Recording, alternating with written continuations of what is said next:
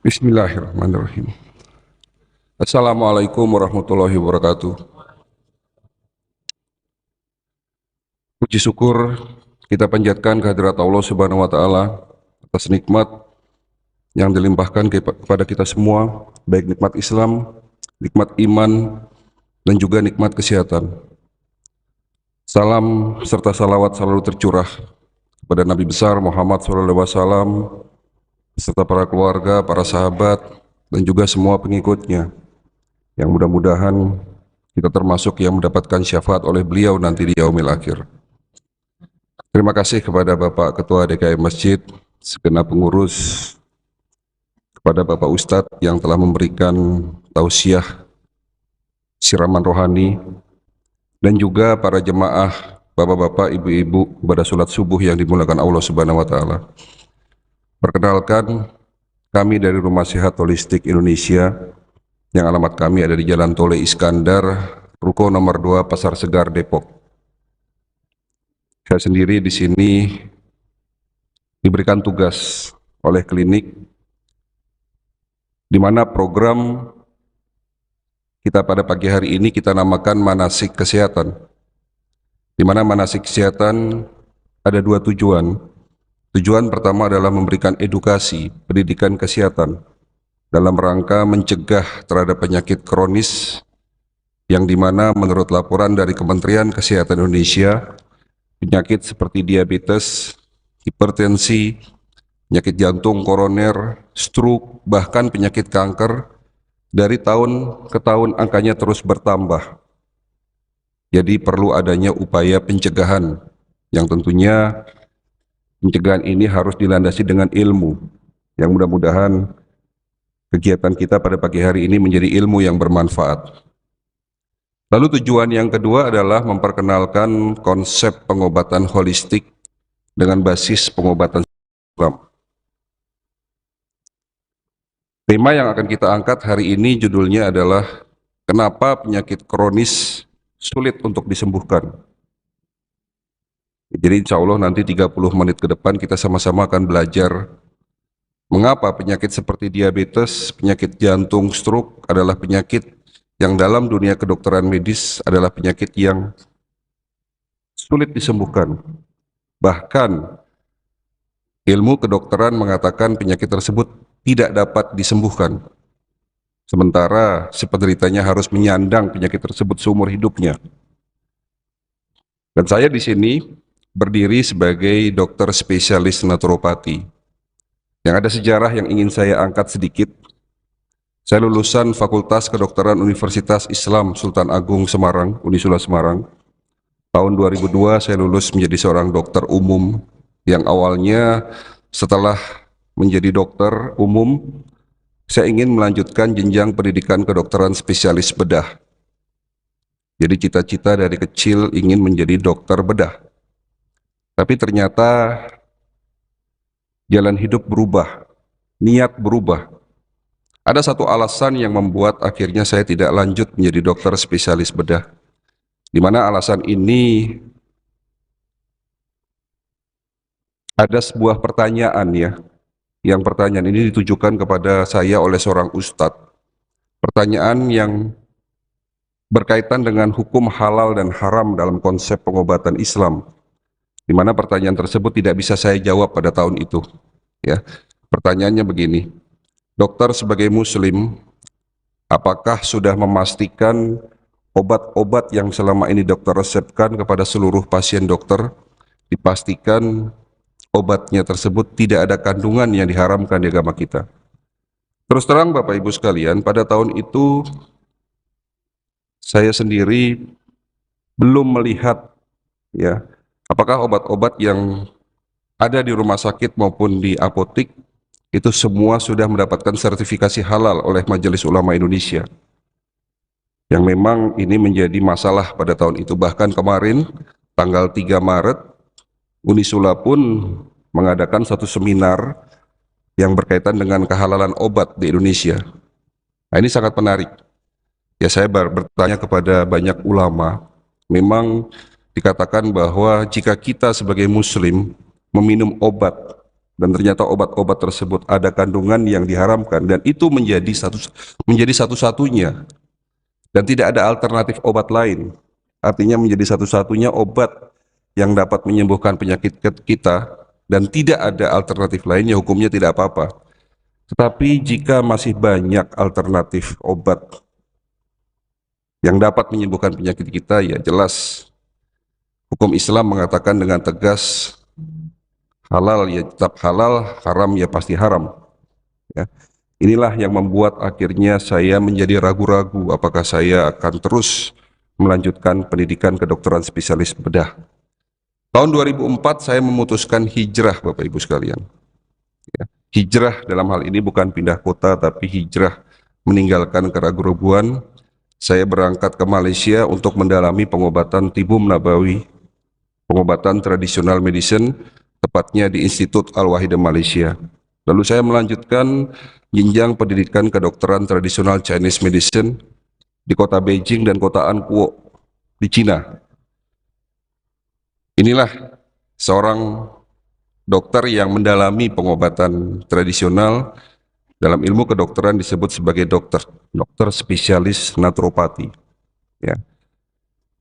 Bukan berarti saya meninggalkan ilmu kedokteran yang saya dapatkan di bangku kuliah, tidak. Tetapi saya menggabungkan kedua ilmu tersebut, ilmu pengobatan tradisional dan ilmu pengobatan medis konvensional, itu digabungkan dengan istilah yang kita sebut sebagai holistic integrated medicine.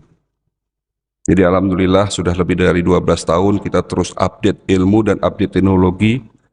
Ya, dia di klinik yang kami buat di Kota Depok, klinik RSAI itu bukan klinik umum medis dan juga bukan klinik tradisional, tapi sebuah klinik dengan konsep pengobatan holistik.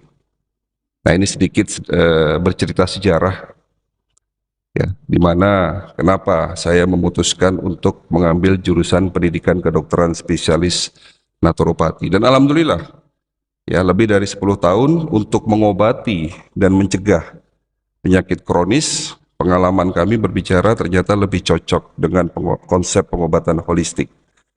Pengobatan holistik bukan menggantikan pengobatan medis, tetapi pengobatan holistik adalah melengkapi pengobatan yang ada.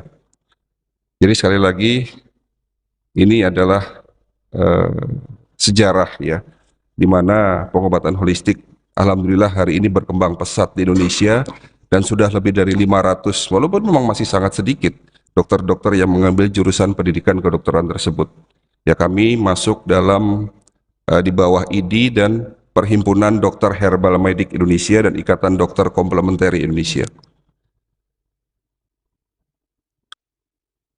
Tema yang akan kita angkat hari ini tadi sudah saya sampaikan, judulnya adalah kenapa penyakit kronis sulit disembuhkan. Ya, jadi banyak yang tanya kepada saya, Dok, kenapa penyakit diabetes saya tidak sembuh-sembuh? Ya, harus minum obat seumur hidup. Ya, kenapa penyakit asam urat, hipertensi juga begitu? Ya, ya pastinya di sini mungkin di antara kita bapak-bapak, ibu-ibu ada yang mengidap penyakit diabetes. Ada ya? Ada 3 jawaban Bapak Ibu sekalian, kenapa penyakit tersebut sulit disembuhkan? Ya, jawaban pertama karena gaya hidup kita yang keliru. Jadi bicara penyakit kronis, itu selalu berhubungan dengan lifestyle atau gaya hidup kita yang salah. Ya sesungguhnya kita sebagai muslim sudah dicontohkan oleh Nabi kita. Muhammad SAW adalah termasuk manusia, salah satu manusia yang paling sehat di muka bumi. Bukan begitu Pak Ustadz? Ya. Menurut sejarah yang saya baca, sakitnya beliau ini seumur hidupnya baru 2 kali. Ya, yang pertama di saat beliau perang, ya ini sejarah ya. Jadi di saat Nabi sedang beristirahat di salah satu tenda dengan para sahabatnya, tiba-tiba ada seorang ibu-ibu wanita dari kaum Quraisy menyamar dan memberikan sepotong daging. Ya mungkin kita pernah dengar cerita itu ya. Dan ternyata daging tersebut sudah diberikan racun. Ya pada saat itu Nabi sempat makan dan sempat sakit keras beberapa hari.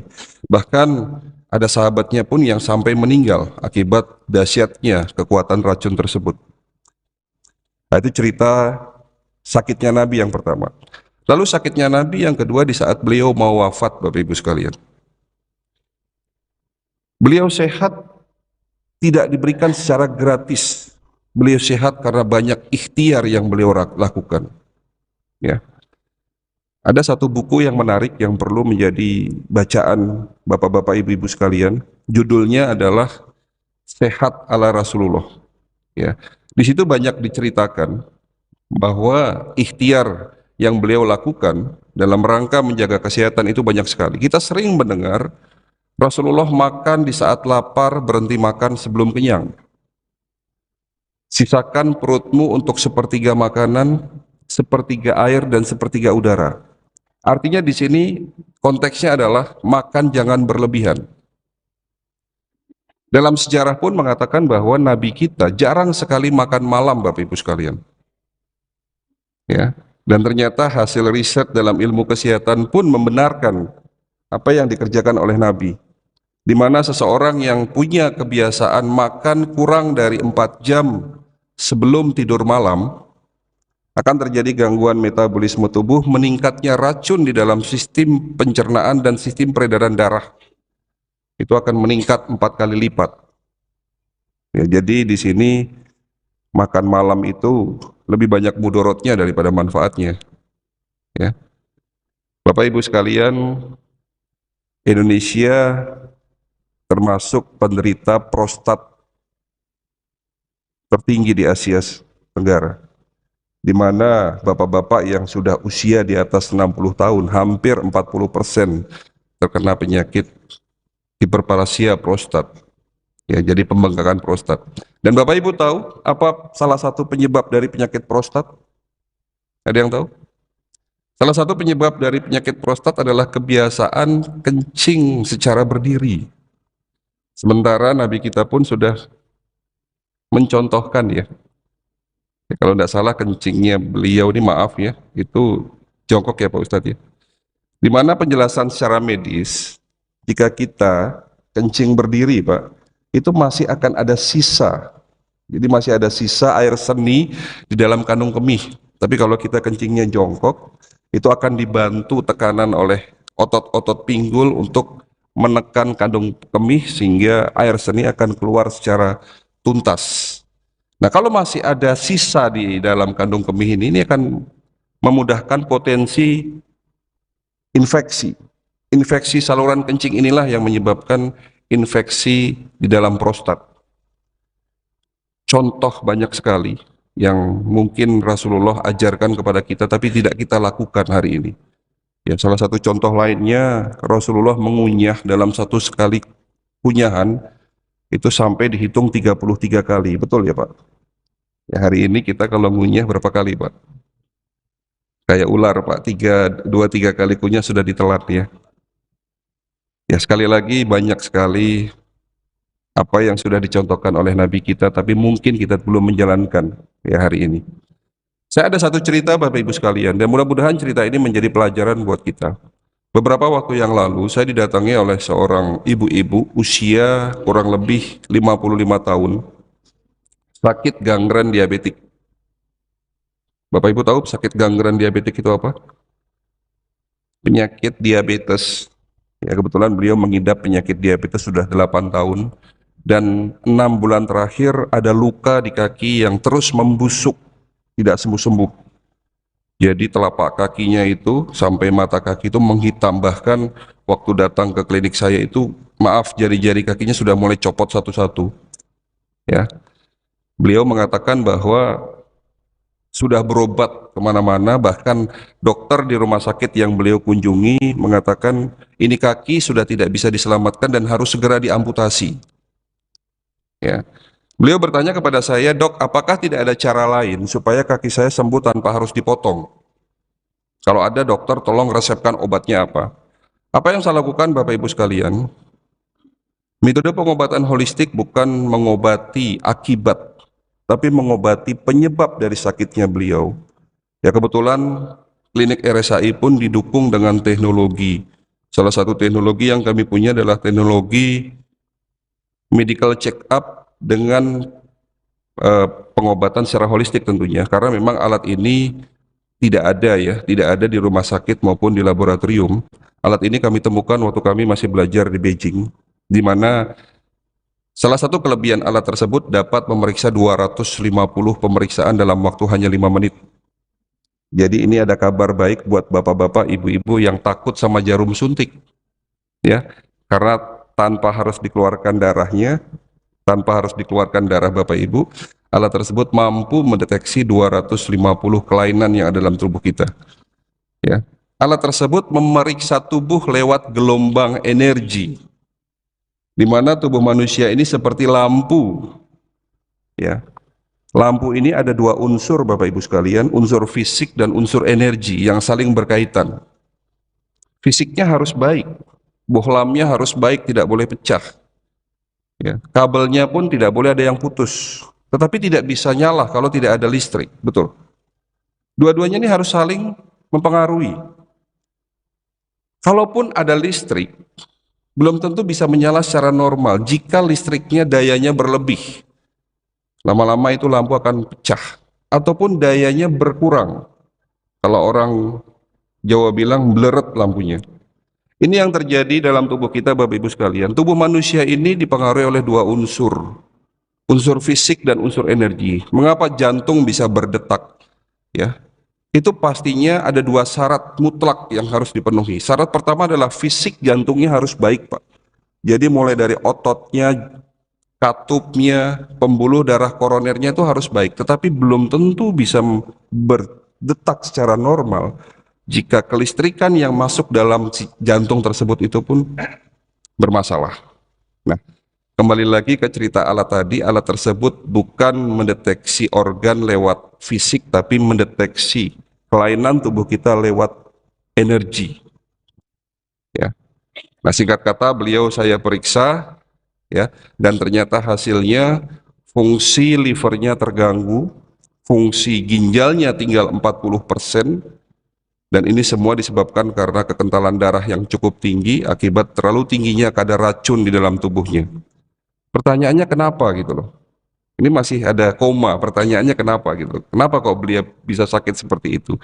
Dan ternyata ini ada hubungannya dengan lifestyle atau gaya hidup yang beliau lakukan sejak kecil, dan ternyata gaya hidupnya salah, Pak. Ya. Beliau tidak suka minum air putih, Bapak Ibu sekalian. Ya, ini salah satu gaya hidup yang membuat akhirnya tubuhnya dari tahun ke tahun itu penuh dengan racun. Tubuh manusia ibarat baju yang harus Bapak cuci, harus Ibu cuci setiap hari, ya, di mana kita beraktivitas setiap hari dari pagi sampai malam menghasilkan zat sisa, menghasilkan sisa pembakaran akibat aktivitas. Setiap hari kita makan menghasilkan sampah dalam tubuh kita. Dan sampah ini harus dibilas dengan air tentunya. Bayangkan kalau setiap hari yang Bapak minum adalah air berwarna atau kurang, atau air putihnya kurang dari 2 liter sehari. Ini yang terjadi, menumpuknya racun sedikit demi sedikit yang menyebabkan kerusakan berbagai macam organ dalam tubuh kita. Jadi pesan yang ingin saya sampaikan di sini adalah jika kita sakit Bapak Ibu sekalian, jangan buru-buru minum obat. Terus terang, setelah saya mendalami pengobatan holistik, bukan berarti saya melarang Bapak Ibu minum amlodipin kalau yang kena hipertensi ya Pak.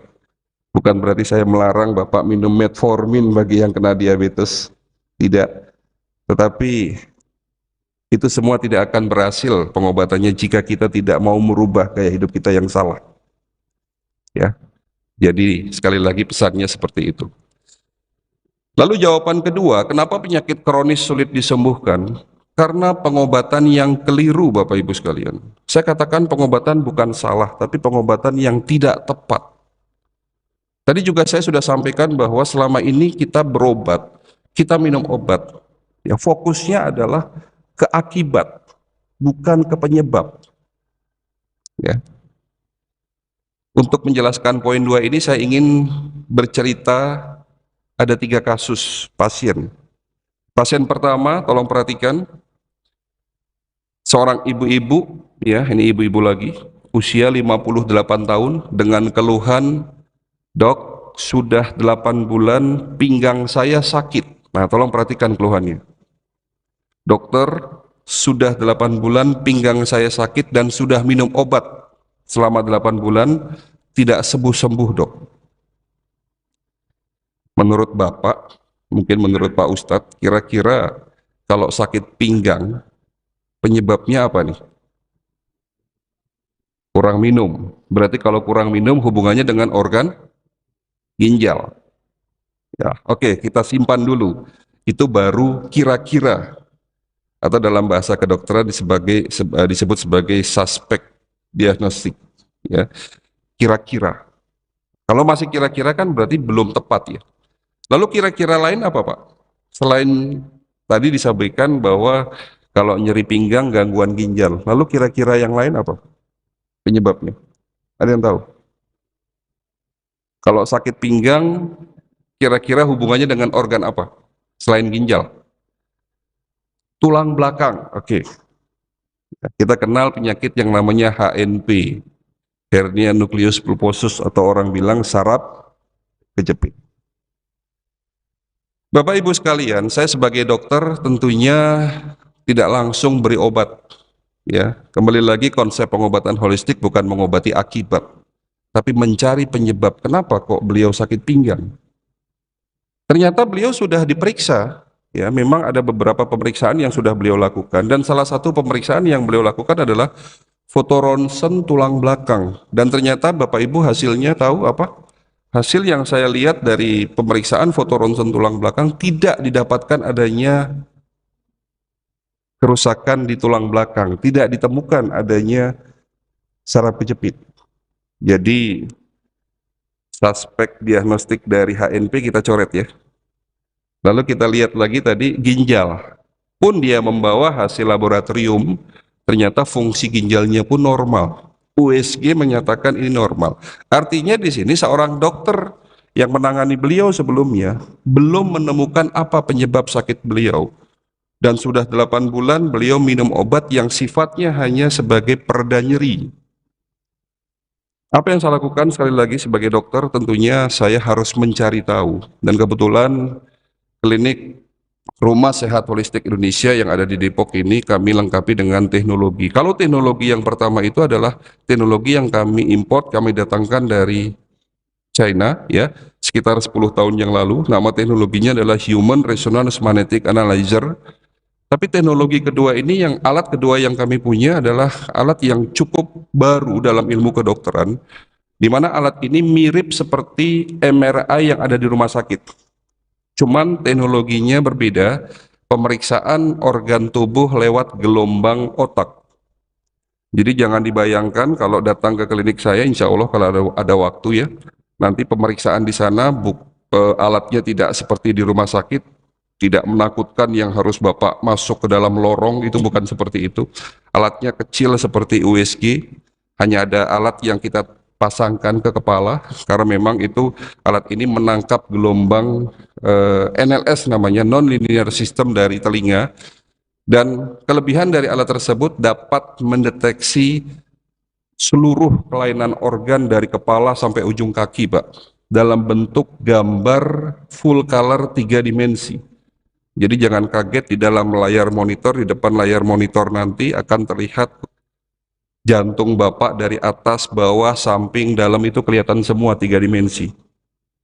Nah, kita punya alat tersebut dan alat ini sekarang sudah mulai ada di beberapa rumah sakit ya, alhamdulillah. Nah, kita pakai alat tersebut untuk mencari, menegakkan diagnostik. Dan ternyata hasilnya tidak ditemukan kelainan di ginjal, tidak ada penyakit yang namanya HNP. Alhamdulillah penyakitnya ketemu di rahim, Bu. Ternyata 8 bulan, kenapa beliau sakit pinggang? Ada kista ovarium sebesar bola tenis yang sudah meradang. Jadi diagnostik tepatnya adalah kista ovarium yang sudah infeksi, menyebabkan nyeri pinggang. Apa yang saya lakukan Bapak Ibu sekalian? Ya, saya tidak langsung memberikan tindakan operasi, tidak. Ya, tapi kita coba dulu dengan konsep pengobatan holistik, dan alhamdulillah ya 1 bulan beliau minum obat herbal dari kami. Dan Bapak Ibu tahu ada satu resep tradisional yang beliau juga minum di rumah, Ini yang sudah saya catatkan ke beliau. Daun sirsat dicampur dengan kayu manis dan kunyit putih temu mangga. Alhamdulillah sebulan datang lagi balik ke klinik, dok, pinggang saya sudah tidak sakit, teruskan sampai 3 bulan. Setelah 3 bulan nanti kita cek ulang, dan alhamdulillah apa yang terjadi setelah 3 bulan beliau cek ulang, kistanya pun sudah hilang, dan sampai hari ini saya tidak lagi melihat beliau dan sakit pinggang ya. Itu cerita pertama. Cerita kedua, datang dari bapak-bapak usia 62 tahun. Nah, giliran bapak-bapak nih. Keluhannya tolong perhatikan, dok, 1 bulan perut saya tidak nyaman, sering sebah, sering kembung, dan ada nyeri di ulu hati. Kira-kira sakit apa, Pak? Sebah, nyeri di ulu hati, kira-kira sakit apa? Sakit mah, atau yang tren sekarang ini disebut sebagai GERD ya. Kalau sakit mah, minum obatnya apa, Pak? Proma. Ya enggak salah, Pak. Benar itu. Enggak salah itu. Kalau enggak proma, apalagi? Milanta. Kalau dokter di puskesmas kasihnya ranitidin, simeticon, dan lain-lain lah obat-obat mah. Pertanyaannya kalau itu sakit mah, kalau bukan, Pak. Ini yang terjadi sama beliau, 1 bulan minum obat mah, tapi ternyata tidak sembuh-sembuh. Kami lakukan pemeriksaan, yang kita periksa bukan hanya lambung, tapi sekali lagi dari kepala sampai ujung kaki kita lakukan pemeriksaan, dan Bapak Ibu tahu hasilnya apa diagnosisnya? Diagnostiknya ditemukan adanya batu empedu, Pak. Jadi bukan sakit mah, tapi sakitnya batu empedu. Yang diobati lambung atau empedunya, Pak? Ya empedunya. Alhamdulillah setelah saya memberikan obat ya, memang ada 3 jenis obat yang saya berikan, lalu juga ada PR yang beliau harus kerjakan di rumah, Pak. Nanti sampai rumah cari apel hijau, di jus sebanyak 5 buah sehari, dicampur 2 sendok makan minyak zaitun sebelum tidur. Enggak butuh waktu lama, Pak, 2 minggu alhamdulillah batu empedunya keluar sedikit demi sedikit lewat pup, mualnya, nyerinya pun berangsur-angsur hilang. Itu cerita kedua. Cerita terakhir, ibu-ibu lagi nih, masih muda, usia 30 tahun. Bapak Ibu tahu keluhannya, dok sakitnya tuh di sini katanya. Saya pikir sakit hati itu ya. Oh enggak dok, kebetulan saya sudah divonis sakit jantung. Mana hasil diagnosis, hasil pemeriksaannya? Ternyata beliau diperiksa dengan metode elektrokardiogram. Di situ dinyatakan saya lihat memang ada sedikit kelainan denyut jantung. Kata beliau setiap malam mau tidur sering sakit dadanya. Terus terang Bapak Ibu sekalian, jika ada pasien yang datang ke kami menyatakan bahwa dok saya sakit asma, dok saya sakit jantung, dokter saya sakit ini dan itu, bukan berarti saya tidak percaya dengan diagnostik dokter sebelumnya, tapi saya harus memastikan ulang apakah benar beliau sakit itu. Dan apakah benar penyebabnya hanya satu-satunya di situ. Kita punya teknologi, ya setelah kita lakukan pemeriksaan, dan Bapak Ibu tahu penyebab sakit jantungnya apa? Karena adanya plak di dalam usus besar. Jadi ususnya ini penuh dengan sisa makanan atau sisa tinja yang mengering yang menghasilkan gas. Penyakitnya namanya divertikula. Di mana penyakit divertikula itu salah satu keluhannya adalah nyeri dada. Berarti yang diobati jantung atau ususnya, Pak? Ususnya. Obat apa yang saya berikan? Obat herbal pencuci usus. Ya. Dan setelah beliau saya berikan obat untuk pencuci usus, alhamdulillah ya beberapa waktu tidak begitu lama ya. Itu keluar semua racun yang ada dalam sistem pencernaannya, semua dalam ususnya ya. Sakit jantungnya pun berangsur-angsur sembuh. Nah, dari 3 cerita tadi kita bisa buat satu kesimpulan Bapak Ibu sekalian. Kenapa penyakit kita tidak sembuh-sembuh? Karena apa, Pak? Karena apa, Pak? Karena salah pengobatan. Maaf, karena tidak tepatnya pengobatan. Ya, tidak tepat pengobatan karena salah diagnostik. Bapak Ibu sekalian, program BPJS yang dicanangkan oleh pemerintah itu baik. Asuransi kesehatan itu baik, tapi semua itu sifatnya adalah kuratif. Dan dulu waktu saya masih praktek di salah satu klinik dan rumah sakit di Semarang, Kalau saya praktek dari jam 7 sampai dengan jam 2 di UGD, itu menangani pasien 60 sehari itu sudah lelah, Pak. Terus terang sudah lelah. Kemarin saya berkunjung ke beberapa rumah sakit ya, dan di sana ada beberapa teman saya yang masih berpraktek di salah satu UGD di rumah sakit.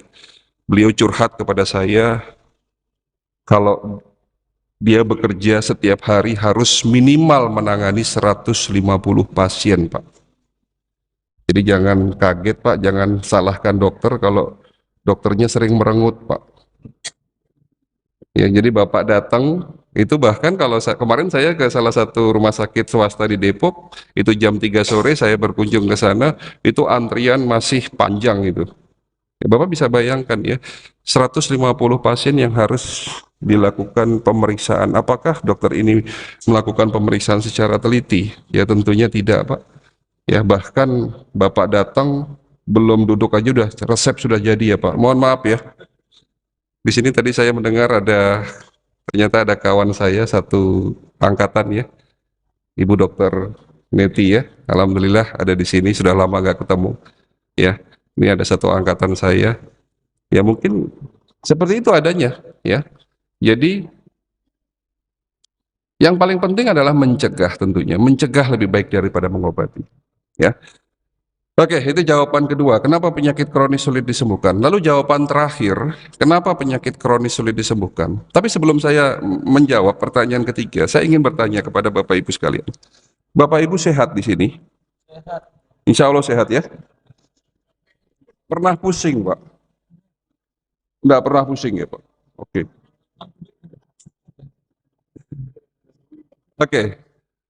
Pusing, vertigo, migrain, lalu turun ke bawah di dada yang kita sering rasakan, sesak, batuk, nyeri dada, turun lagi ke bawah di perut, kita keluhannya apa, Pak? Jangan kebalik, Pak, perut saya pusing itu salah ya. Kalau perut apa keluhannya, Pak? Kembung, mual, oke, sendi-sendi nyeri. Pertanyaannya itu penyakit bukan, Pak? Itu penyakit bukan? Bukan, Pak. Itu alarm tubuh kita. Simptom, gejala yang dikeluarkan oleh tubuh kita memberitahu sepemilik tubuh. Ibarat kata gedung ini, masjid ini ada alarm kebakaran contohnya. Ada, Pak? Oke, kita anggap ada lah. Kita anggap masjid ini ada alarm kebakaran. Fungsinya buat apa, Pak? Ya tentunya kalau alarm kebakaran akan berbunyi sirenenya kalau ada api, betul ya? Nah sekarang begini, Pak. Kalau suatu saat alarm masjid ini bunyi, alarm kebakarannya bunyi, apa yang Bapak lakukan sebagai pengurus masjid atau sebagai yang tinggalnya dekat masjid? Apa yang Bapak lakukan? Mencari sumber api. Setelah ketemu, ya dimatikan. Kalau masih kecil, tapi kalau sudah mulai besar ya panggil warga, panggil pemadam kebakaran supaya mematikan itu api. Tetapi yang Bapak lakukan, suatu saat alarmnya bunyi, tapi Bapak tidak mencari sumber apinya, tapi Bapak mematikan alarm, sikring alarmnya Bapak matikan, lalu Bapak tidur lagi pulang. Apa yang terjadi, Pak? Ya, masjid ini kebakaran habis. Begitu juga dengan tubuh kita, Pak. Di saat alarm pusing kita muncul, kita sering matikan alarm tersebut dengan obat-obat analgesik. Dengan obat-obat pereda nyeri. Di saat alarm asam urat kita muncul, kita minumnya piroxicam, allopurinol. Sekali lagi saya tidak melarang Bapak Ibu meminum obat tersebut. Tapi yang terjadi, jawaban ketiga, kenapa penyakit kronis sulit disembuhkan? Ketahuannya sudah terlanjur parah. Ini yang terjadi. Survei saya di Rumah Sakit Darmais beberapa tahun yang lalu. Ternyata hampir 70% pasien yang berobat kanker di rumah sakit tersebut sudah stadium minimal 3, Pak. Kenapa, Pak? Kenapa sudah stadium 3? Karena penyakit kanker stadium 1 dan 2 tidak ada gejalanya. Tidak ada sinyalnya, alarmnya rusak. Karena seringnya kita minum obat-obat analgesik dan antipiretik. Bergeser ke rumah sakit sebelahnya Darmais. Rumah sakit apa tuh? Harapan Kita. Rumah sakit khusus penderita jantung. Dan ternyata 70% penderita jantung di sana sudah dipastikan itu sudah harus pasang ring, Pak. Bapak di sini ada yang sudah pasang ring? Mudah-mudahan sehat. Mudah-mudahan ya, Pak. Oke. Saya ada satu cerita dan ini menjadi pesan terakhir ya, di mana 1 bulan sebelum Ramadan tahun 2018, saya mengisi manasik kesehatan seperti ini di salah satu majelis taklim ibu-ibu ya di Kelapa II Depok. Yang hadir cukup ramai seperti ini, lebih dari 100 orang. Pertanyaannya sama, apakah ibu-ibu semua di sini sehat? Mereka mengatakan sehat, Dok, alhamdulillah. Ada satu orang yang saya tunjuk, kebetulan yang saya tunjuk itu di sebelah saya ibu ketua majelis taklim, ibu ustazah, gurunya. Saya bertanya kepada beliau, Bu Ustazah sehat? Beliau mantap, tanpa ada keraguan mengatakan, insya Allah saya sehat, Dok. Tanpa ada keraguan. Lalu saya tanya yang kedua, saya bertanya kepada beliau yang kedua, apakah ibu sudah membuktikan bahwa ibu benar-benar sehat atau tidak? Ya, apa buktinya kalau ibu sehat? Beliau mengatakan saya sehat karena saya jarang sakit, Dok. Saya bisa ngajar sehari 2-3 tempat. Saya beribadah dengan sempurna, artinya tidak ada keluhan sakit. Oke, apakah ibu sudah check up? Saya tanya begitu. Jawaban beliau, belum, Dok. Kenapa saya harus check up lawang saya sehat, kata beliau. Ini masuk akal ya. Kenapa saya harus check up lawang saya sehat? Oke. Penting Bu untuk check up. Ya, kenapa belum? Apa kira-kira jawaban kedua? Selain dia mengatakan saya tidak check up karena saya merasa sehat. Kira-kira alasan kedua beliau tidak check up kenapa Pak? Ada yang tahu? Nah itu jawabannya. Jadi sekali lagi ya beliau mengatakan dok takut ketahuan penyakitnya dok kalau check up. Betul ya? Ya ini yang terjadi. Oke. Pertanyaan tidak saya lanjutkan, saya mengisi manasik, alhamdulillah setelah acara manasik, loh kok rombongan dari jemaah itu datang ke klinik untuk periksa. Tapi saya nggak ngelihat beliau datang nih, karena mungkin memang betul-betul takut. Saya ingat sekali kejadian hari itu, ya hari Sabtu, 1 bulan sebelum Ramadan tahun kemarin, hari Sabtu beliau mengatakan sehat. Lah kok datang hari Senin stroke Pak? Loh ini benar cerita. Jadi hari Sabtu saya tidak melihat ada tanda-tanda stroke, dia juga tidak pernah cerita bahwa dia sering pusing. Ya, dia mengatakan tensi saya normal dok, tidak ada hipertensi. Diabetes juga normal, yang katanya 3 bulan yang lalu dia periksa gula darah, tensi semua normal. Tapi kok kenapa hari Sabtu dia mengatakan sehat, hari Senin datang ke klinik dipapah 2 anak laki-lakinya, mulutnya merot, maaf, tangan kanan, kaki kanannya lumpuh. Dan saya diagnosisnya adalah stroke, Pak. Lalu pertanyaannya, apakah penyakit stroke datangnya tiba-tiba? Walaupun dalam ilmu kedokteran memang stroke itu artinya adalah pukulan ya, arti stroke adalah pukulan. Dan penyebab dari stroke, Bapak Ibu tahu apa? Penyebab stroke? Penyumbatan pembuluh darah di otak yang menyebabkan kerusakan saraf otak tentunya. Ya, dan proses itu tidak sehari 2 hari Bapak Ibu sekalian, proses itu berjalan lama. Lebih dari 5 tahun kemungkinan besar ya. Jadi kerusakan penyumbatan pembuluh darah di otak itu terjadi lebih dari 5 tahun. Artinya di sini waktu hari Sabtu saya tanya kepada beliau, seharusnya kalau sudah dicek up, diperiksa pada saat itu mungkin sudah nampak ya, sudah kelihatan adanya penyumbatan dan terjadinya kerusakan. Ya, inilah yang terjadi di masyarakat kita jika belum sakit, belum mau periksa. Ya, padahal sejak 30 tahun yang lalu Badan Kesehatan Dunia sudah mencanangkan pemeriksaan kesehatan sejak usia 15 tahun, 1 tahun sekali. Oke, sebelum saya tutup, nanti di akhir acara, 10 menit lagi selesai insya Allah, ada 6 langkah praktis. 6 langkah bagaimana mencegah lebih baik daripada mengobati dengan metode holistik dengan apa yang sudah diajarkan oleh Nabi kita. Tapi sebelumnya saya membuka sesi tanya jawab ya, maksimal berapa orang Pak maksimalnya pertanyaannya?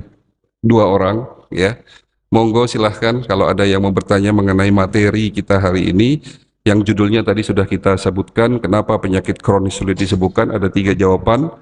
Gaya hidup kita yang keliru, pengobatan yang keliru, dan karena ketahuannya sudah terlanjur parah.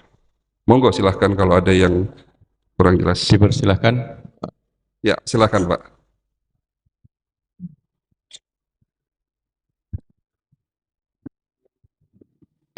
Pertama saya ingin tanyakan jam prakteknya jam berapa Pak? Ini pertanyaan to the point namanya. Enggak apa-apa. Yang kedua saya ingin menanyakan biayanya berapa? Nah, itu lagi pertanyaan to the point. Biaya apa ini, Pak? Ya. Kalau orang berobat itu kan mulai dari konsultasi, ada biaya konsultasi, lalu ada medical check up, pemeriksaan kesehatan gitu ya. Itu check up-nya aja yang penting. Nah, pertanyaan itu insya Allah akan saya jawab nanti Pak, terakhir Pak ya.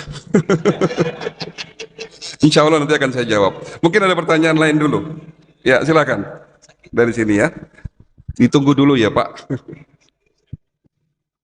Assalamualaikum warahmatullahi wabarakatuh. Waalaikumsalam warahmatullahi Terima wabarakatuh. kasih dok. Saya di vonis dokter suruh minum obat amlodipin. Amlodipin 5 mili. 5 mili. Karena sehari tiap hari. Berapa kali? 1 kali. 1 kali, oke.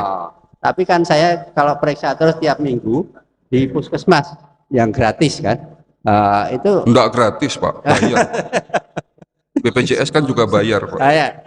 itu saya pokoknya harus minum gitu. Iya. Biarpun itu darah saya tekanan darah tidak sampai ke 160 atau berapa gitu. Paling Kenapa harus minum obat tapi terus harus gitu minum obat terus. Kata dokter tadi. Apakah itu benar? Terus kedua, kemarin periksa darah, ternyata setelah makan itu naik melebihi. Makanya kan bukan kambing makanya Yang kan naik puasa apanya? dulu, puasa kan diperiksa itu pun naik sedikit. Apa yang naik Pak? Tensinya atau? Ya, tensinya. Oh, tensi. Bukan darah, gula darahnya. Oh, gula darah. Periksa gula darah, maaf. Itu naik 10. Ya. Terus yang setelah makan nasi padang itu. Rupanya setelah itu diperiksa lagi darahnya naik sekitar 50. Oke. Itu saya dikasih obat lagi. Itu sehari 1 kali dulu gitu. Ya, obatnya apa? Metformin Pak. Iya, Pak. Iya. Gitu. Terima kasih dok. Pertanyaannya apa Pak? Pertanyaannya apa mengenai Iya, tadi? pertanyaannya apakah itu bisa disembuhkan tanpa obat-obat gitu? Iya. Atau saya harus ke dokter? Iya. Ya, tadi. Oke, terima kasih Pak atas pertanyaannya. Saya langsung jawab ya Pak. Satu lagi ya? Oh gitu ya. Kalau ada yang mau tanya satu lagi? Dari ibu-ibu mungkin? Assalamualaikum warahmatullahi wabarakatuh. Waalaikumsalam warahmatullahi wabarakatuh. Saya divonis dokter sakit ginjal hipertensi. Sakit? Kurang lebih 6 tahun ginjal hipertensi. Iya, hipertensi renal namanya. Jadi saya sudah 6 tahun makan obat itu terus-menerus sebanyak 6 macam sampai sekarang. Tiap bulan dikontrol terus dan sekali 3 bulan saya periksa darah. Iya. Nah, Pertanyaannya Pak? obatnya ya, obatnya itu ada Adalat Oros, Ya. obat Remiplir. Nah pertanyaannya, apakah dengan cara holistik tadi bisa disembuhkan? Ya. Tidak tergantung obat lagi. Terima kasih. Wassalamualaikum warahmatullahi wabarakatuh. Waalaikumsalam warahmatullahi wabarakatuh.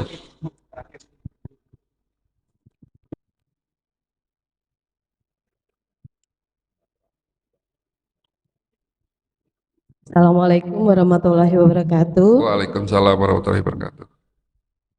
Pada tahun 2012 saya terkena diabetes dan komplikasinya dok yaitu jantung.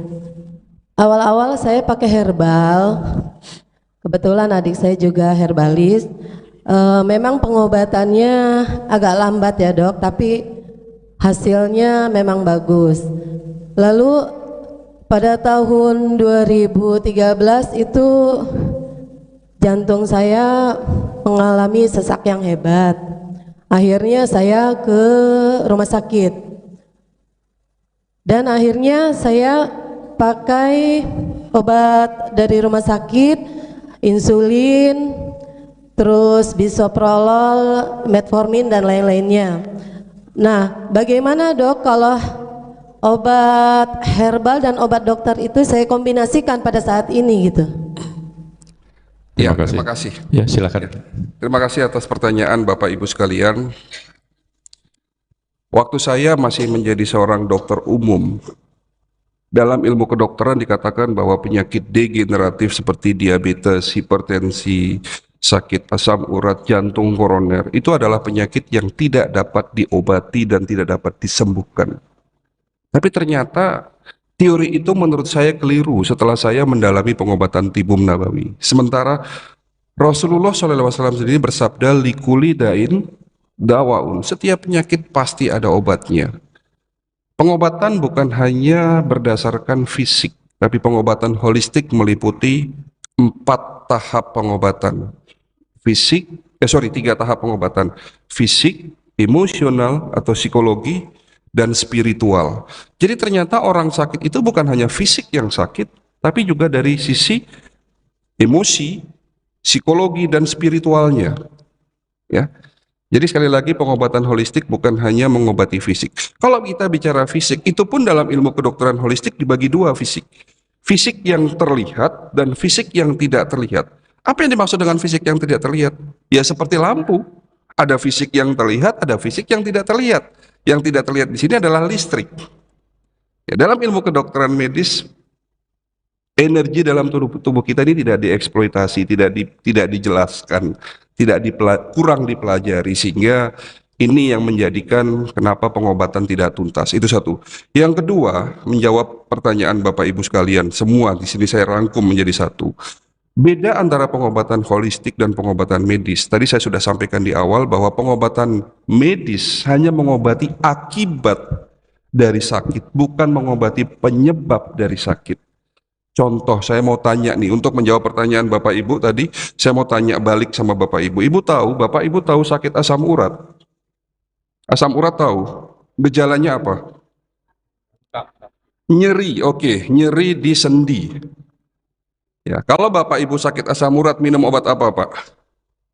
Ayo coba, pasti di rumah punya piroxicam, allopurinol. Kalau piroxicam yang lebih tinggi lagi dengan patennya namanya biasanya Ziloric namanya, ya Ziloric. Kenapa nggak sembuh-sembuh, itu loh pertanyaannya. Kenapa harus minum obat seumur hidup? Karena piroxicam itu hanya untuk menghilangkan nyeri, tadi saya sudah sampaikan. Mematikan alarm tubuh kita. Allopurinol hanya untuk menurunkan asam urat. Pertanyaan yang harus kita tanyakan, apa penyebab penyakit asam urat, Pak? Pak, yang tahu jawabannya, Bu, yang tahu jawabannya, kecuali dokter Neti pasti tahu ya jawabannya ya. Yang tahu jawabannya, saya kasih hadiah. Hadiahnya general check up gratis di klinik. Yang benar. Apa penyebab penyakit asam urat? Monggo. Makan apa, Pak? Contohnya makan apa yang menyebabkan asam urat? Kangkung. Jadi nggak boleh makan kangkung ya, Pak? Kata beliau katanya sayur, berarti Bapak mau melarang anak-anak Bapak nggak boleh makan sayur, nanti kena asam urat gitu. Karena nanti kalau makan sayur, makan kangkung, makan daun singkong bisa kena asam urat gitu. Apa penyebab penyakit asam urat? Bukan makanan, Pak. Kalau makanan penyebab dari asam urat, Bapak makan kangkung, Bapak kena asam urat, saya makan kangkung, saya kena asam urat, semua makan kangkung, semuanya kena asam urat gitu. Kalau Bapak mengatakan emping, di soto Betawi ada emping, Pak.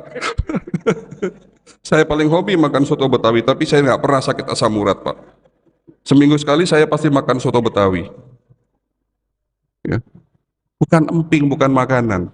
Ada yang tahu, Bu? Kurang olahraga, Pak. Oh iya, kurang olahraga. Bayi nggak pernah olahraga loh, Pak. Nggak kena asam urat, Pak. Salah, Pak. Ada yang tahu di sini? Ibu-ibu mungkin tahu. Karena kalau benar saya kasih hadiah, general check up gratis loh, Pak. Bu. Ada yang tahu? Oke, saya jawab ya. Penyebab penyakit asam urat adalah terganggunya fungsi organ ginjal, Bapak Ibu sekalian. Di mana kita tahu bahwa fungsi ginjal adalah sebagai filter. Kenapa harus difilter? Apa yang harus difilter? darah kita. Kenapa darah kita perlu difilter? Karena darah tempatnya racun, sisa metabolisme. Makanya Islam makan sapi, daging sapi itu halal, darah sapi haram. Islam itu benar, semua dapat dijelaskan secara ilmiah. Kenapa kita nggak boleh makan darah? Karena darah tempatnya racun. Maka oleh karena itu darah yang mengalir dalam tubuh kita harus difilter, di mana sisa dari metabolisme dari protein namanya purin, ya, sisa metabolisme dari protein yang namanya purin itu akan menjadikan asam urat. Jadi kalau ginjal kita normal, Pak, itu tidak akan kena asam urat walaupun Bapak makan emping tiap hari, Bapak makan daun singkong, Bapak makan daging, itu tidak akan kena asam urat. Tapi kalau Bapak divonis asam urat, yang laki-laki di atas 7, yang perempuan di atas 6, sudah dipastikan ginjalnya terganggu. Lah di sini kita cari tahu lagi apa penyebab kerusakan ginjal, apakah infeksi, apakah ada batu, apakah ada kelainan di situ. Inilah butuhnya teknologi. Pengobatan holistik bukan mengobati akibat, tapi penyebab dari itu. Yang kita obati bukan nyerinya, tapi yang kita obati penyebab. Menjawab pertanyaan Bapak seharusnya, ya, menjawab pertanyaan Bapak, kenapa dok saya sakit diabetes nggak sembuh-sembuh, kemarin ada sakit apa lagi tadi ibu, ya, komplikasi sana sini nggak sembuh-sembuh, kenapa harus minum obat? Pengobatan holistik tidak instan Bapak Ibu sekalian. Pengobatan holistik dimulai dari mencari tahu apa penyebab sakitnya. Apakah ini ke fisik, apakah lebih psikologi, atau masalah spiritual. Kalau bicara fisik, pengobatannya pun dibagi 3. Ya, pengobatan fisik pertama detox. Apa yang perlu dibersihkan? Mulai dari usus, darah, dan organ. 3 organ penting yang harus didetox adalah liver, ginjal, ya, liver, ginjal, dan apa satu lagi? Darah tentunya, ya. Lalu setelah program detox selama 1-2 bulan berjalan, masuk ke program defense. Yang kita sebut defense adalah meningkatkan imunitas. Baru yang terakhir adalah program restore, melakukan perbaikan sampai dengan tingkatan sel. Proses degenerasi kita hentikan, kita balik menjadi proses yang namanya regenerasi sel. Kenapa disebut penyakit degenerasi? Karena penyakit yang disebabkan kerusakan sel-sel organ. Jadi terakhir program holistik adalah restore, melakukan proses regenerasi sel. Dan itu bukan berarti secara instan, tidak, butuh waktu. Terakhir pertanyaan dari Ibu, apakah boleh kombinasi antara obat kimia dan obat herbal? Ibu, pengobatan holistik bukan menggantikan pengobatan medis, tapi pengobatan holistik adalah melengkapi pengobatan medis. Jika Ibu sudah biasa minum obat, konsep pengobatannya bukan menghentikan, tapi tapering off. Tapering off tahu? Menurunkan dosis secara perlahan. Itu pun dimulai dari bulan ketiga. Jadi setelah terjadinya perbaikan organ yang menjadi penyebab dari sakit, baru di bulan ketiga, obat-obat yang selama ini Bapak Ibu minum, itu kita turunkan dosisnya pelan-pelan. Kita terus evaluasi sampai 6 bulan, setelah itu baru kita putus obat kalau memang itu bisa putus. Tapi alhamdulillah 80% pengalaman bagi mereka yang mengikuti program pengobatan holistik secara tuntas, penyakit diabetes, hipertensi, asam urat, jantung koroner, itu bisa disembuhkan secara tuntas tentunya. Oke. Mungkin cukup ya untuk pertanyaannya, ya, jawabannya mungkin juga cukup. Ya, nanti kalau ada yang mau bertanya di belakang aja setelah acara ini selesai. Terakhir dari saya, ini adalah inti dari manasik, ya, di mana bagaimana cara mencegahnya. Ada 6 langkah praktis. Monggo dicatat Pak, karena ini penting sekali. 6 langkah praktis mencegah lebih baik daripada mengobati. Yang pertama, mulai hari ini jangan makan malam Pak. Bapak Ibu tidak perlu tanya kepada saya, dok saya sakit diabetes, yang boleh apa, yang tidak boleh apa. Insya Allah semua makanan baik Pak. Ya toh? Baik Pak. Sate boleh nggak Pak? Sate boleh nggak Pak? Boleh, durian boleh. Tapi Rasulullah mengatakan jangan berlebihan. Jadi kalau makan sate jangan lebih dari 5 tusuk Pak. Ya. Makan durian Pak. Ini durian bagus nggak Pak? Bagus. Durian itu kolesterol baik atau jahat? Sesungguhnya baik Pak, asal durennya itu dicari yang jangan berair ya. Jadi kalau cari duren itu yang pulen. Nah, ini tolong perhatikan. Saya dapat ilmu yang bagus dari Bapak Tuan Haji Ismail. Jadi salah satu mentor saya, guru saya di Malaysia adalah Tuan Haji Ismail. Dia punya perusahaan herbal terbesar di Malaysia. Dia juga salah satu tabib pengobatan tibum nabawi terbesar, terkenal di Malaysia. Beliau mengatakan begini, kalau mau makan buah, makanlah sesuai musimnya Pak. Jadi jangan makan buah di luar musim, jangan makan duren di luar musim duren. Kenapa? Mahal. Ya pastinya duren yang berbuah di luar musimnya itu pasti sudah ada rekayasa genetik. Rekayasa dengan hormon-hormon yang disuntikan itu pasti akan berdampak negatif sama tubuh kita. Jadi makan buahlah berdasarkan musimnya, ya. Itu. Jadi makan durian boleh Pak ya? Boleh. Cari durian yang masih bagus, yang artinya jangan sampai berair dan jangan lebih dari 5. Bukan 5 buah Pak, 5 biji Pak. Ya. Oke. Jadi jangan salahkan makanan, ya. Rasulullah sudah mengatakan, makan jangan berlebihan, sisakan sepertiga untuk makanan, sepertiga untuk air, dan sisanya sepertiga untuk udara. Dan jangan makan malam. Itu langkah pertama. Nah, malamnya jangan kurang dari 4 jam sebelum tidur malam. Jadi tidur Bapak jam berapa Pak? Jam 10, setengah 7 harus sudah makan. Tidurnya jam 9, sebelum maghrib harus sudah makan. Ya, yang penting jangan kurang dari 4 jam. Itu yang pertama. Yang kedua, jangan tidur larut malam Pak, batasannya jam 11. Jadi mereka yang kebiasaan tidur larut malam, di atas jam 11 masih melek, akan terjadi gangguan yang ada di organ liver.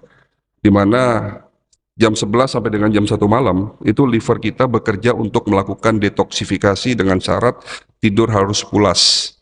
Jadi kalau misalnya jam 11 sampai jam 1 masih melek, ya terjadi gangguan di liver pastinya.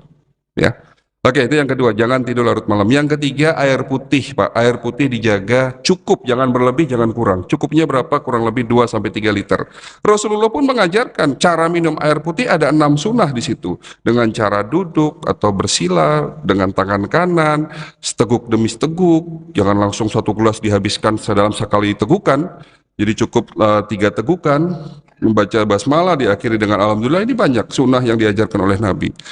Ya, minum air putih caranya yang baik, pagi hari minum 1 gelas air putih, setelah sholat subuh minum 1 gelas air putih, sebelum mandi pagi minum segelas air putih hangat, sampai sore jam 6 dipastikan sudah 2 liter masuk dalam tubuh kita. Malam jangan terlalu banyak minum Pak, ini syaratnya. Kalau Bapak mau tidur minum 2 gelas, yang tujuannya mungkin untuk supaya ginjalnya sehat, bukannya ginjalnya sehat malah jadi rusak Pak, kalau terlalu banyak minum malam hari.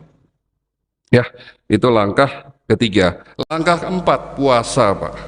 Nah, untuk puasa insya Allah kalau memang ada waktu, masih ada slot untuk manasik kesehatan, saya akan mengisi di bulan Ramadan tahun ini. Ya, nanti bisa koordinasi dengan tim kami apakah masih ada slot, karena kita 1 sampai hari ke-25 kita bisa isi, dan program manasik kesehatan ini sudah kita jalankan 2 tahun. Alhamdulillah target kita 5 tahun ke depan akan selesai semua masjid yang ada di Depok dan di Jakarta.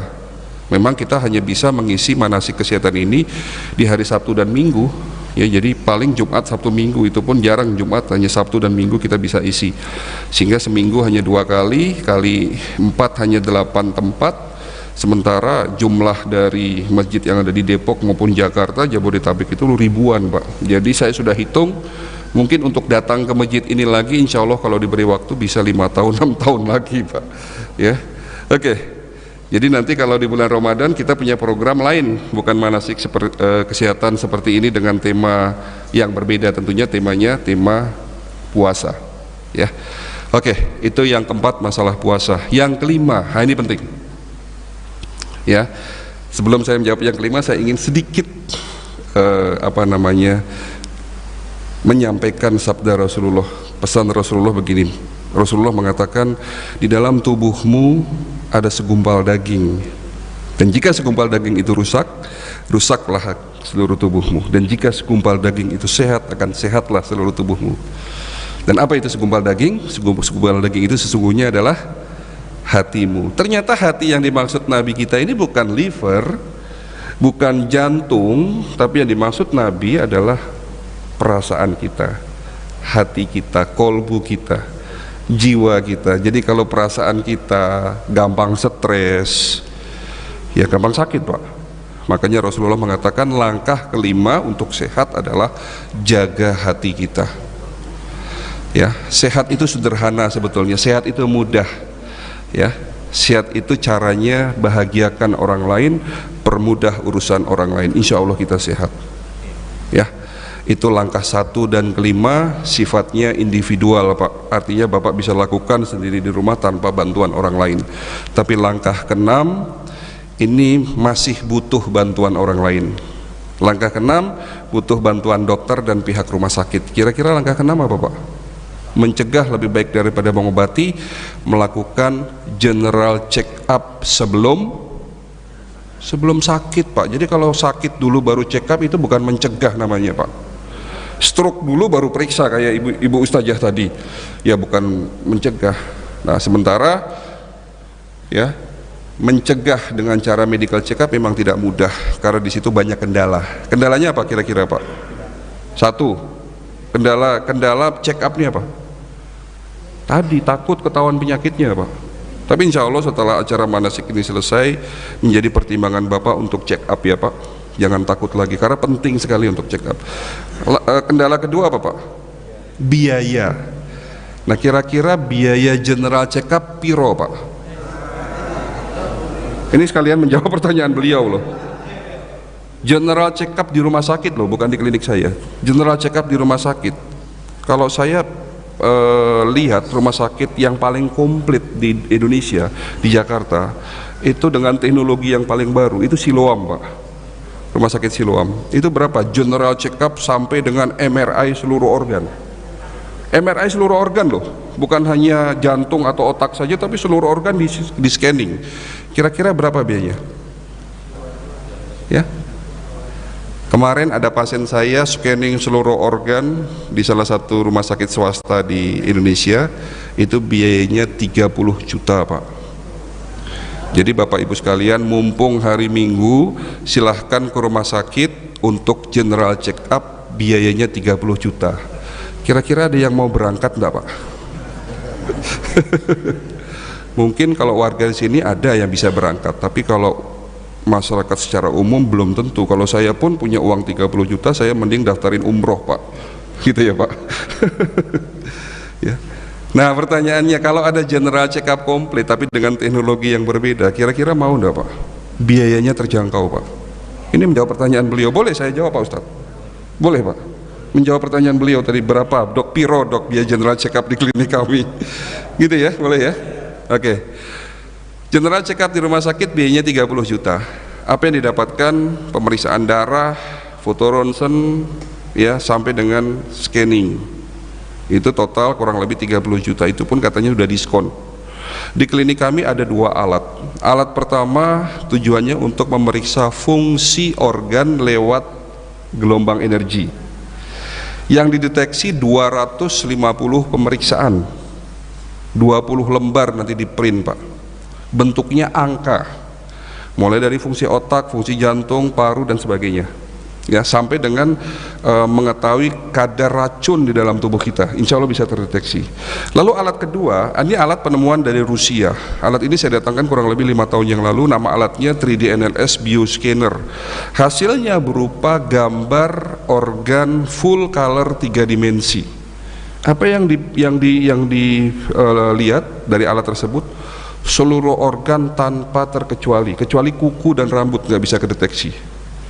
Jadi kalau Bapak mau lihat kondisi jantungnya, dari katupnya, pembuluh darahnya, semua kedeteksi di situ, termasuk semua organ sampai dengan tingkatan sel. Kurang lebih 18 organ dalam tubuh kita akan diperiksa. Kalau di rumah sakit biayanya 30 juta, di klinik kami biayanya hanya 2 juta rupiah, Pak. Insya Allah terjangkau ya. Tapi masih ada kabar baik Pak, ternyata 2 juta itu untuk pasien umum Pak, di mana klinik kami ada 2 pasien, pasien umum dan pasien khusus. Kalau Bapak mau jadi pasien umum itu biayanya 2 juta, tidak ada syarat. Tapi kalau Bapak Ibu mau jadi pasien khusus bersyarat dan biayanya hanya 700.000 Pak. Kok enggak ada yang alhamdulillah ya? Dari 2 juta menjadi 700.000 ya. Syaratnya menjadi pasienku khusus. Nah, mau jadi pasien umum boleh, nilainya 2 juta, mau jadi pasien khusus biayanya 700.000. Ini enggak ada yang dikurangi loh Pak. Jadi mentang-mentang 700.000 nanti banyak yang dikurangi, enggak loh Pak. Jadi semua sama nilainya seperti yang 2 juta, dan 2 juta ini sama nilainya seperti yang 30 juta ya Pak. Nah monggo silahkan, mau jadi pasien umum boleh, mau jadi pasien khusus boleh. Cuman masalahnya menjadi pasien khusus ini bersyarat. Syaratnya apa? Ada 2 Pak syaratnya. Syarat pertama menjadi pasien khusus, yang boleh menjadi pasien khusus. Kenapa kata-katanya boleh? Karena ini harus, maaf ya, bahasanya subsidi silang antara umum dan khusus. Yang boleh menjadi pasien khusus hanya mereka yang hadir di masjid ini saja. Ya, jadi yang boleh menjadi pasien khusus sekali lagi hanya mereka yang mendaftar nanti setelah acara ini selesai. Nanti silahkan daftar sama staf saya yang ada seragamnya, mendaftar menjadi pasien khusus, baru calon loh Pak. Karena ini daftarnya nggak pakai syarat, hanya daftar tok. Silahkan daftar menjadi pasien khusus, tidak ada transaksi di masjid. Ya, oke. Itu syarat pertama. Loh Dok, kalau istri saya yang nggak datang gimana gitu? Anak, istri, keluarga saya yang nggak hadir di sini gimana?